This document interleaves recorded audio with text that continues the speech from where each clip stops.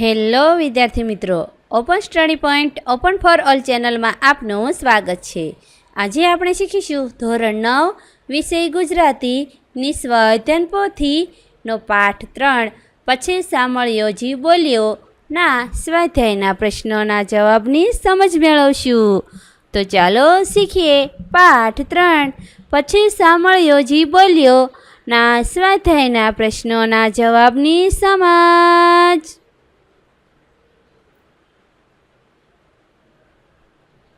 વિભાગ બી, અ જોડકા યોગ્ય રીતે જોડી ફરીથી લખો. જોડકા જોડીએ. માણભટ્ટ તરીકે પ્રસિદ્ધ પ્રેમાનંદ. કૃતિમાં છે પછી સાંભળ્યો જી બોલ્યા, લખ્યું છે સુદામા ચરિત્રમાંથી. બ ખાલી જગ્યા પૂરો. કૃષ્ણ સુદામા ખાલી જગ્યા ઋષિના આશ્રમમાં સાથે ભણેલા. જવાબ આવશે ચાંદીપની. ગોરાણીએ શ્રી કૃષ્ણ સુદામાને ખાલી જગ્યા કામ સોંપ્યું હતું. જવાબ આવશે લાકડા લાવવાનું કામ સોંપ્યું હતું. ક એક વાક્યમાં ઉત્તર લખો. સવાલ 5, શ્રી કૃષ્ણની નમ્રતા કયા વાક્યમાં દેખાય છે? જવાબ, તમો પાસ અમે વિદ્યા શીખતા એ વાક્યમાં નમ્રતા દેખાય છે. 6, પછી સાંભળ્યો આખું કાવ્ય કોના કોના સંવાદ રૂપો આગળ વધે છે? આખું કાવ્ય શ્રી કૃષ્ણ અને સુદામાના સંવાદ રૂપે આગળ વધે છે. ડ 2-3 વાક્યમાં ઉત્તર લખો. સવાલ 7, કાવ્યના આધારે શ્રી કૃષ્ણ અને સુદામાનો મિત્ર ભાવ વર્ણવો. જવાબ, શ્રી કૃષ્ણ અને સુદામાનો મિત્ર ભાવ ખૂબ જ ગાઢ હતો.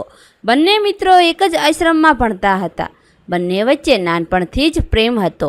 તેઓ સાથે ભિક્ષા માંગવા જતા, સાથે જમતા અને ઘાસની બનાવેલી એક જ પથારીમાં સાથે સૂતા હતા. તેઓને ગોરાણીએ લાકડા લેવાનું કહ્યું ત્યારે સાથે જંગલમાં લાકડા લેવા ગયા હતા. 8, શ્રી કૃષ્ણ અને બલરામજી વચ્ચે કઈ સ્પર્ધા થઈ હતી? શ્રી કૃષ્ણ અને બલરામ વચ્ચે કોણ પહેલાં વૃક્ષનું થડ ફાડે, કોણ પહેલાં એમાંથી લાકડા કાપે અને કોણ પહેલાં એના ભારા તૈયાર કરે એ બાબતે સ્પર્ધા થઈ હતી. 7-8 લીટીમાં ઉત્તર લખો. સવાલ 9, શ્રી કૃષ્ણ સુદામાનું વિદ્યાર્થી જીવન તમારા શબ્દોમાં વર્ણવો. જવાબ, શ્રી કૃષ્ણ અને સુદામા સાંદીપની ઋષિ આશ્રમમાં સાથે ભણ્યા હતા. તેઓ 2 માસ સાથે રહ્યા હતા. બંને વચ્ચે નાનપણથી જ પ્રેમ હતો. તેઓ સાથે ભિક્ષા માંગવા જતા, સાથે જમતા અને ઘાસની બનાવેલી એક જ પથારીમાં સાથે સૂતા. તેઓ એકબીજાને પોતપોતાના સુખ દુઃખની વાતો પણ કરતા. સવારે ઉઠીને વેદની ધૂન કરતા. ગોરાણીએ જંગલમાંથી લાકડા લાવવાનું કહ્યું ત્યારે પણ તેઓ બંને સાથે જંગલમાં ગયા હતા. શ્રી કૃષ્ણને સુદામા પાસે એ વાતનો કરાર કર્યો કે સુદામા એ જ એને વિદ્યા શીખવી હતી. તો સુદામાએ વિનમ્ર ભાવે એને શ્રી કૃષ્ણને મહાનતા ગણી. વિભાગ સી, વ્યાકરણ વિભાગ. નીચેના પ્રશ્નોના આપેલા વિકલ્પોમાંથી યોગ્ય વિકલ્પ પસંદ કરીને ઉત્તર લખો. 10, નીચેના શબ્દોની સાચી જોડણી કૌંસમાંથી શોધીને લખો. અહીં શબ્દ આપેલો છે સમદ્રષ્ટિની સાચી જોડણી કૌંસમાં આપેલી છે. જવાબ છે સમદ્રષ્ટિ. 2, સાંદીપની, સાંદીપની. 3, મુશળધાર. 4, સમદ્રષ્ટિ. 5, કાષ્ઠ. કાષ્ઠ લખેલું છે પણ જવાબ આવશે કાષ્ઠ. 11, નીચેના શબ્દોનો સાચો સંધિ વિગ્રહ શોધીને લખો. અહીં શબ્દ આપેલો છે એનો સાચો સંધિ વિગ્રહ લખવાનો છે. પેલું છે મહર્ષિ, જેનો સાચો સંધિ વિગ્રહ છે મહા પ્લસ ઋષિ. 2, નિર્ધન, નિર પ્લસ ધન. 12, નીચેની સંજ્ઞાઓના આપેલા વિકલ્પોમાંથી સાચો પ્રકાર લખો. 1, સુખ, એને સંજ્ઞા આવશે ભાવવાચક ખોડ, ભાવવાચક શ્યામ, ભાવવાચક ભારા, સમૂહવાચક. 13, નીચેના શબ્દોના સમાનાર્થી શબ્દ શોધીને લખો. 1, કાષ્ઠ એટલે લાકડું, જૂજવા એટલે અલગ. 14, નીચેના શબ્દોમાં કયો પ્રત્યય રહેલો છે તે જણાવો.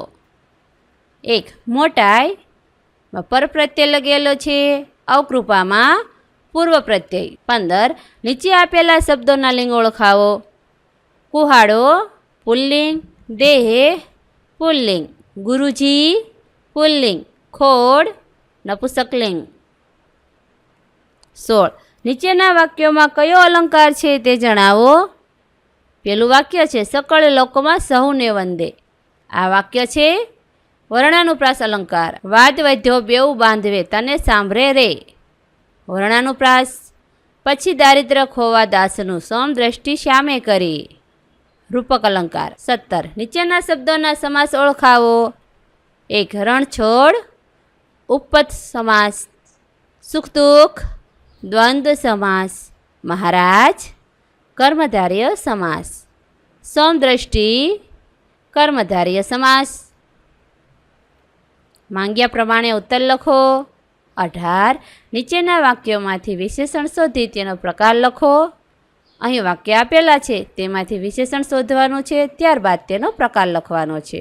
પેલું છે પછી દારિદ્ર ખોવા દાસનું સમદ્રષ્ટિ સામે કરી. માં વિશેષણ વાક્ય છે દાસનું અને પ્રકાર આવશે તેનો સંબંધવાચક. બીજું ટાઢે ધ્રુજે આપણી દેહ મને કેમ વિસરે રે.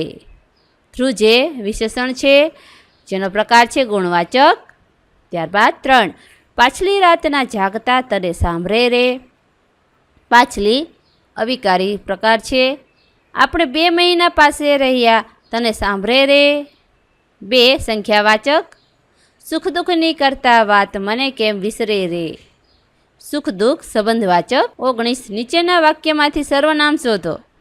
અહીં વાક્યો આપેલા છે એમાં સર્વનામ શોધીને લખવાના છે. પેલું કયું શ્રીને તે કીધો કેર મને કેમ વિસરે રે. માં સર્વનામ છે તે. 2. આપણા સૂતા એક સાથે તને સાંભળે રે. આ પણ. 3. તમો પાસ અમો વિદ્યા શીખતા તને સાંભળે રે. તમો. 20. નીચેના શબ્દોના વિરોધી શબ્દ લખો. શીતળ, ઉષ્ણ. સાંભળવું તો ભૂલવું. 21. નીચેના વાક્યનો કાળ ઓળખાવો. 1. ગુરુજીએ આપણને શોધ્યા હતા. ભૂતકાળ. 22. નીચે આપેલ રૂઢિપ્રયોગના અર્થ લખો. પેલું હૃદય સાથે ચાંપવું, પ્રેમથી ભેટવું, તેડી લાવવું, બોલાવી લાવવું. 23. નીચેના શબ્દ સમૂહ માટે એક શબ્દ લખો. ગોર મહારાજની પત્ની ગોરાણી.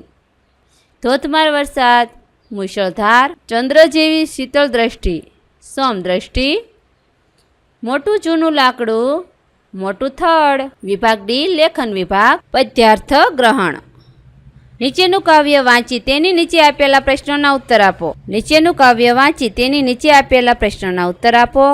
અહીં કાવ્ય આપેલું છે, વાંચવાનું છે, ત્યારબાદ તેના પ્રશ્નોના જવાબ આપવાના છે. હું તો નાનો દીપ શું મૂલ્ય સારું, લાગે આવું જીવન તુચ્છ આકરું. મારું તો આ નિમ્ન છે થાન ભોમ, શોભે કેવા વ્યોમમાં ત્યાં સૂર્ય સોમ. દીધો જો હોત દેવે મને તારો, તોય માન્યો હોત મેં જન્મ મારો. આકાંક્ષાનો અંશ પામી કુતાર્થ માટીનું કોળિયું, તું શાને તું અલ્પાતા ભાવ સેવે. ને એવા હીન વાક્ય તું બોલે, ના કીધો છે લેસ અન્યાય દેવે. દીવો તોય તું છે શશી સૂર્ય તોલે, પોતાનું જે સ્વભાવે પ્રાપ્તિ સ્થાન એ સર્વ છે અલ્પ છતાંય મહાન. પ્રશ્ન લખીએ. 24. નાનકડા દીપને પોતાનું જીવન કેવું લાગે છે? જવાબ. નાનકડા દીપને પોતાનું જીવનનું શું મૂલ્ય છે? મારું જીવન તો સાવ તુચ્છ છે એવું લાગે છે. 25. વ્યોમમાં કોણ શોભે છે? વ્યોમમાં એટલે કે આકાશમાં સૂર્ય અને ચંદ્ર શોભે છે. 26. માટીનું કોળિયું કયો ભાવ સેવે છે?